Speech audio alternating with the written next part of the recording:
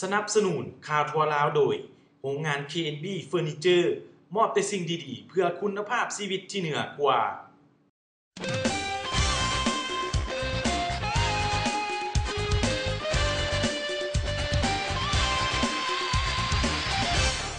แขวงสารวัตรได้จัดพิธีเปิดการนำใส่โรงงานปรุงแต่งพืชสมุนไพรของบริษัทลาวซึบุระจำกัด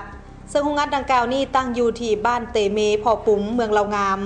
ซึ่งมีเนื้อที่ทั้งหมด375ตารางเมตรโครงสร้างด้วยเบตงเสริมเหล็กและจัดให้เป็นสร้างเก็บรักษายาสมุนไพรดิบที่อบแห้งแล้วได้ถึง200ต้นแต่ละห้องมีอุณหภูมิ15องศาและรักษาความสุ่ม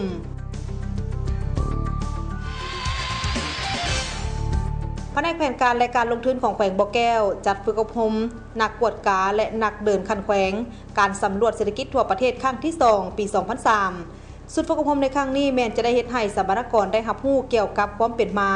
และความสำคัญของการสำรวจเศรษฐกิจทั่วประเทศเวียกงานสถิติเป็นเวียกงานหนึ่งที่มีความสำคัญในการสนองข้อมูลสถิติในการยั่งยืนความคืบหน้าของบรรดาตัวซี่บอกทางด้านเศรษฐกิจสังคม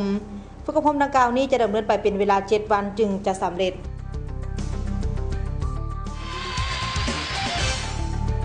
แนวรัฐสร้างชาติแขวงพงศลีได้มอบรับหน้าที่ระหว่างผู้เก่าและผู้ใหม่โดยแม่นทานคำจันทร์คำบงใจคณะประจำพรรคแขวงประธานแนวรัฐสร้างชาติผู้เก่าไปรับหน้าที่ใหม่และทานนางจันสุขธีรวงศ์มารับหน้าที่แทนในท้ายของพิธีก็ได้มีการเซ็นบทบันทึกร่วมกันโดยส่งหน้าทานเจ้าแขวงพงศลีและภาคส่วนที่เกี่ยวข้องสนับสนุนข่าวทั่วลาวโดยโรงงาน KNB เฟอร์นิเจอร์มอบแต่สิ่งดีๆเพื่อคุณภาพชีวิตที่เหนือกว่า